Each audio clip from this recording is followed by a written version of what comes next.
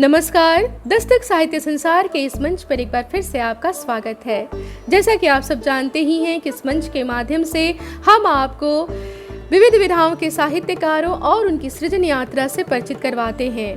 तो आइए इसी क्रम में आज इस मंच पर स्वागत करते हैं प्रतिष्ठित साहित्यकार व ख्यात अनुवादक डॉक्टर अमरजीत कौंके जी का। पंजाबी और हिंदी में लिखने वाले डॉक्टर अमरजीत कौंके का जन्म 1964 में लुधियाना के एक ऐसे परिवार में हुआ जहां अभाव ही अभाव था।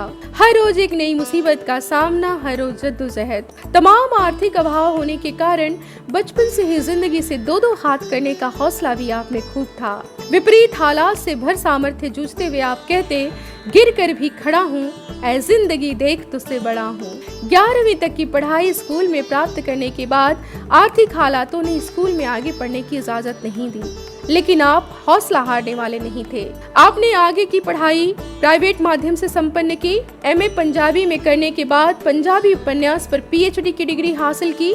21 साल की उम्र में पहला कविता संग्रह डायरियां दी कब्र विचों आया। बाद में पंजाबी में निर्वाण दी तलाश, यकीन, शब्द रहणगे कोल, स्मृतियां दी लालटेन, प्यास, काव्य संग्रह और साथ ही हिंदी में मुट्ठी भर रोशनी, अंधेरे में आवाज, अंतहीन दौड़, बन रही है नई दुनिया कविता संग्रह प्रकाशित हुए। हिंदी और पंजाबी में निरंतर कविता लिखने के साथ ही डॉक्टर अमरजीत जी ने हिंदी और पंजाबी के सेतु को पुख्ता करने की कोशिश में डॉक्टर केदारनाथ सिंह, श्री नरेश मेहता, कुंवर नारायण, अरुण कमल, राजेश जोशी, बिपिन चंद्रा, हिमांशु जोशी, मिथिलेश्वर, पवन करण, मणिमोहन, सीमांत सोहल और अनेक लेखकों की पुस्तकों का हिंदी से पंजाबी और पंजाबी से हिंदी में शानदार अनुवाद किया। अभी तक 35 पुस्तकों का आप अनुवाद कर चुके हैं। पंजाबी में 1999 से लेकर 2003 तक पंजाबी की पत्रिका सरोकार का संपादन कार्य आपने किया और 2001 से लगातार प्रतिमान नाम की पंजाबी पत्रिका का संपादन कर रहे हैं। प्रतिमान पत्रिका की विशेषता यह है कि पंजाबी के अलावा हिंदी तथा दूसरी भाषाओं के साहित्य का अनुवाद भी इसमें प्रमुखता से प्रकाशित किया जाता है। अमरजीत कौंके जी की कविता पर अलग अलग विश्वविद्यालयों में एमफिल और पीएचडी के लिए 12 के करीब शोध प्रबंध लिखे जा चुके हैं। अमरजीत कौंके जी को साहित्य अकादमी नई दिल्ली से साहित्य अकादमी अनुवाद पुरस्कार, प्यास तथा मुट्ठी भर रोशनी पुस्तकों के लिए भाषा विभाग पंजाब से सर्वोत्तम पुस्तक पुरस्कार, यापा कनाडा की तरफ से शिरोमणि साहित्यकार पुरस्कार और गुरु नानक विश्वविद्यालय अमृतसर से साहित्य पुरस्कार सहित अनेक संस्थानों द्वारा सम्मानित किया जा चुका है। वर्तमान में डॉक्टर अमरजीत कौंके जी अध्यापन कार्य से जुड़े हुए हैं। तो आइए ऐसे बहुमुखी प्रतिभा संपन्न साहित्यकार डॉक्टर अमरजीत कौंके जी से दस्तक के इस मंच से सुनते हैं उनकी बेहतरीन कविताएं। दोस्तों, मेरी कविता है मुट्ठी भर रोशनी। सब कुछ खत्म नहीं हुआ अभी, सब कुछ खत्म नहीं हुआ अभी, शेष है अब भी मुट्ठी भर रोशनी इस तमाम अंधेरे के बावजूद। सब कुछ खत्म नहीं हुआ अभी, शेष है अब भी मुट्ठी भर रोशनी इस तमाम अंधेरे के बावजूद। खेतों में अभी भी लहलहाती हैं फसलें, धरती की कोख अभी भी तैयार है बीज को पौधा बनाने के लिए। शेष है अब भी मुट्ठी भर रोशनी इस तमाम अंधेरे के बावजूद। खेतों में अभी भी लहलहाती हैं फसलें, पृथ्वी की कोख अभी भी तैयार है बीज को पौधा बनाने के लिए। किसानों के होठों पर अभी भी लोक गीतों की ध्वनियां नृत्य करती हैं। किसानों के होठों पर अभी भी लोक गीतों की ध्वनियां नृत्य करती हैं। फूलों में लगी है एक दूसरे से ज्यादा सुगंधित होने की जिद, इस बारूद की गंध के खिलाफ। शब्द अपनी हत्या के बावजूद अभी भी सुरक्षित हैं कविताओं में। शब्द अपनी हत्या के बावजूद अभी भी सुरक्षित हैं कविताओं में। और इतना काफी है, और इतना काफी है। धन्यवाद। दोस्तों, मेरी यह कविता है बन रही है नई दुनिया। दौड़ी जा रही है ऊंचे ऊंचे पुलों पर दुनिया, दौड़ी जा रही है ऊंचे ऊंचे पुलों पर दुनिया। वातानुकूलित बड़ी बड़ी गाड़ियों में शीशे बंद किए उड़े जा रहे हैं अमीर लोग। बन रही है नई दुनिया, नए लोग, नए नए मीलों लंबे पुल तीमार हो रहे हैं। बन रही है नई दुनिया, नए लोग, नए नए मीलों लंबे पुल तीमार हो रहे हैं। पुल ही पुल बन गए हैं बड़े बड़े ऊंचे ऊंचे लोगों के लिए, ताकि पृथ्वी की भीड़ उनके राह में रोड़ा न बने। पुल ही पुल बन गए हैं बड़े बड़े ऊंचे ऊंचे लोगों के लिए, ताकि पृथ्वी की भीड़ उनकी राह में बाधा न बने।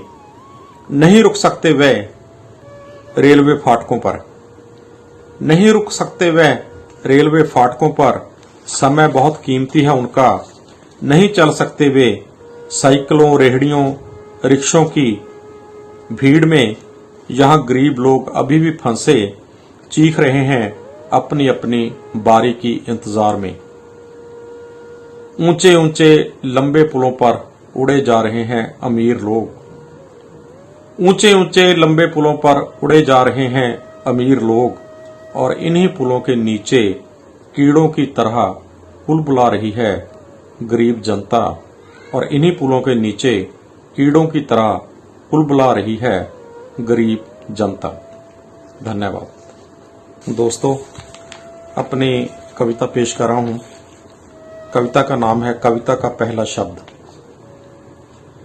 मैं ईंटें पकाते मजदूरों के पास गया, मैं ईंटें पकाते मजदूरों के पास गया, मैं गया सड़कों पर तारकोल डालते लोगों के पास।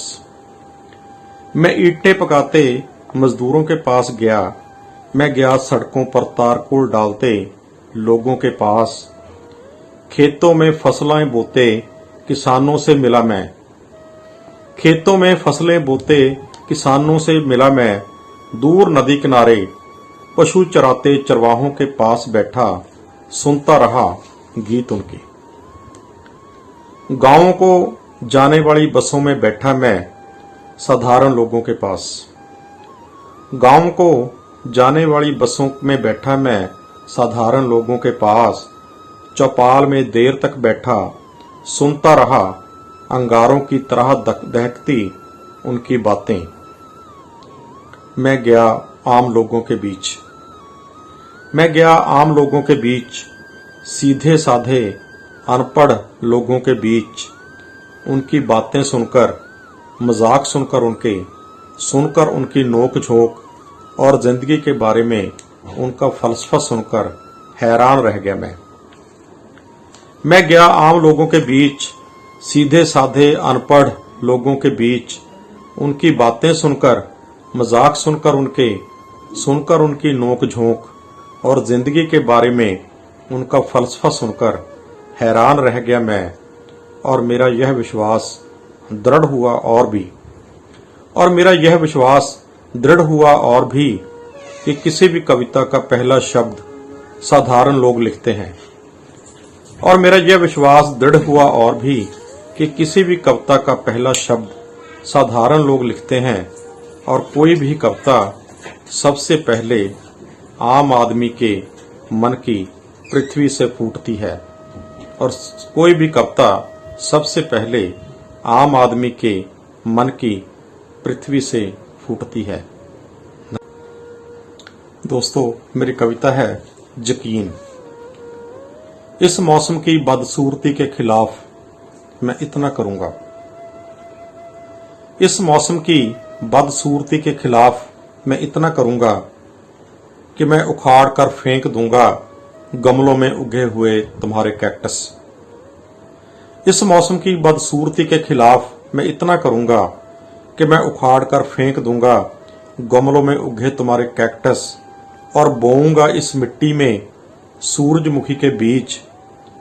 तुम देखोगे कि इसी मिट्टी में जहां उगे थे तुम्हारे कंटीले कैक्टस, वहीं उगेंगे सूरजमुखी जो इन अंधेरी रातों में चेतना के बंद दरवाजों पर देंगे दस्तक। इस मौसम की बदसूरती के खिलाफ मैं इतना करूंगा कि मैं अपने घर में पालूंगा एक कोयल।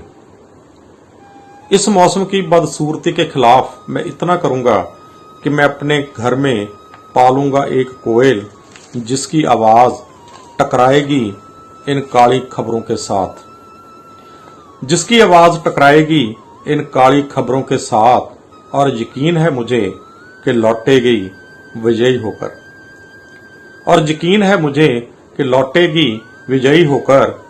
इस मौसम की बदसूरती के खिलाफ मैं अपने बच्चों के होठों पर बंसरी और हाथों में पुस्तकें रखूंगा। इस मौसम की बदसूरती के खिलाफ मैं अपने बच्चों के होठों पर बंसरी और हाथों में पुस्तकें रखूंगा। मैं बस इतना करूंगा, मैं बस इतना करूंगा।